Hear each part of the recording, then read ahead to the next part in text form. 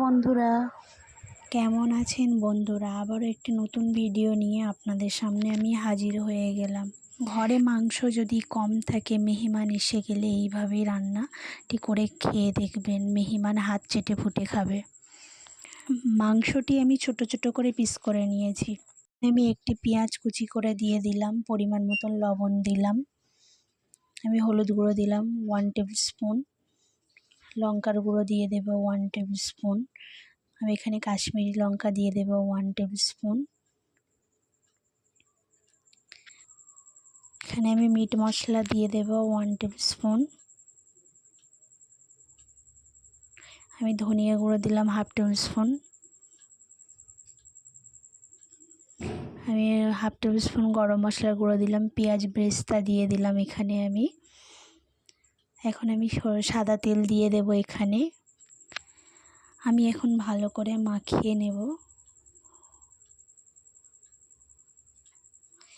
এখানে আমি এখন পানি অ্যাড করে দেব, 1 কাপ পানি দিয়ে দেব। ঢাকা দিয়ে গ্যাস অন করে দিয়ে দেব।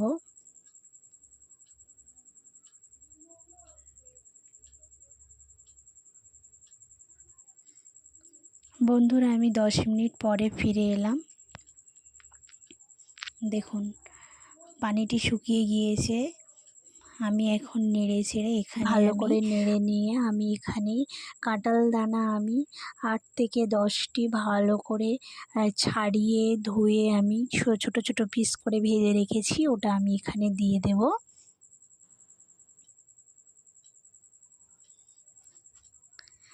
আমি এটা দেওয়ার পরে একটু আমি আলু ছোট ছোট পিস করে ভেজে রেখেছি, আলুটিও দিয়ে দেব।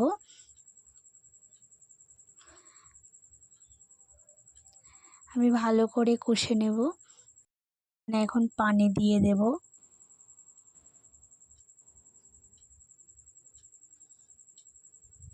আমি পানি দিয়ে আবারও ঢাকা দিয়ে দেব।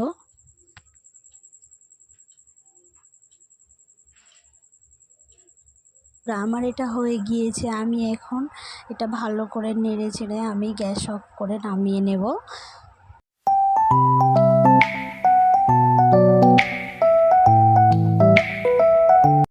আমার রান্নাটি হয়ে গিয়েছে, দেখুন। আমি এখন গ্যাস অফ করে দেব। ভিডিওটি যদি ভালো লাগে লাইক, কমেন্ট অ্যান্ড সাবস্ক্রাইব করে দেবেন। বন্ধুরা, ভিডিওটি এতক্ষণ দেখার জন্য সকলকে ধন্যবাদ জানাই।